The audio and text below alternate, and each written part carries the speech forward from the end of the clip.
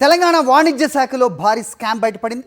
ఆ శాఖకు input tax credit అలాగే ఐజీఎస్టీ సెస్ల చెల్లింపు వ్యవహారంలో 1000 కోట్ల మేర కుంభకోణం చేశాయి పలు సంస్థలు.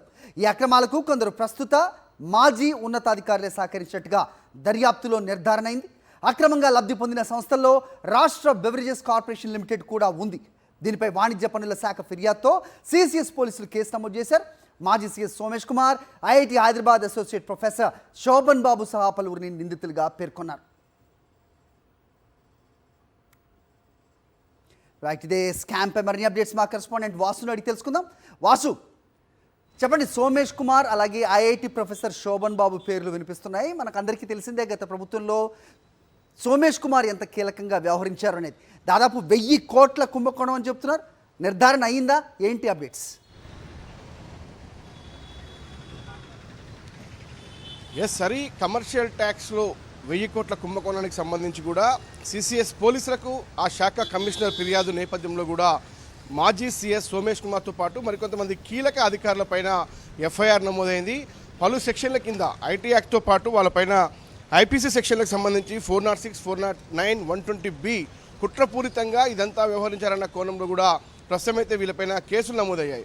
అయితే ఈ కేసు సంబంధించి కూడా 75 కంపెనీలకు ఈ యొక్క ఏదైతే ప్రస్తుతం వీళ్ళ యొక్క ట్యాక్స్కి సంబంధించినటువంటి ఇన్పుట్ ట్యాక్స్ క్రెడిట్కి సంబంధించినటువంటి చెల్లింపుల్లో కూడా అవకతవకలు పాల్పడ్డారు. 1000 కోట్ల రూపాయల మేరకు కూడా ఆదాయానికి గండి కొట్టారన్న అంశానికి సంబంధించి కూడా అధికారులకు అయితే ఫిర్యాదు అందింది. అయితే ఫిర్యాదుకు సంబంధించి కూడా కమిషనర్ రవి కానూరి అనేటువంటి కమిషనర్ ఫిర్యాదు నేపథ్యంలో కూడా ఎఫ్ఐఆర్ నమోదు చేశారు.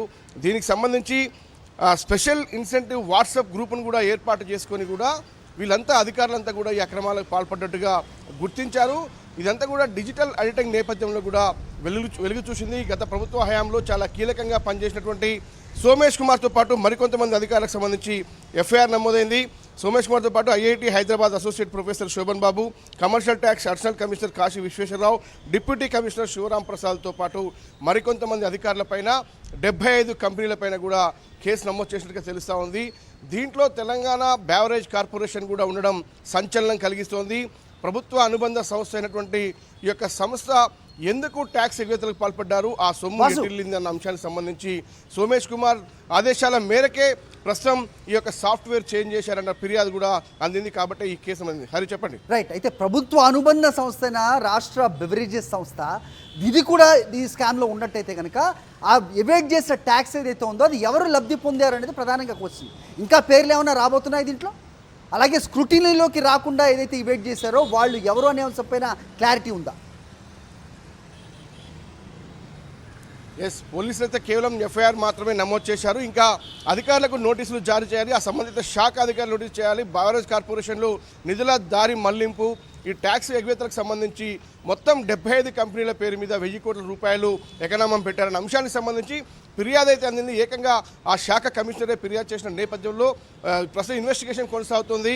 మరికొంతమంది అధికారుల పేర్లు కూడా చేర్చే అవకాశం ఉంది.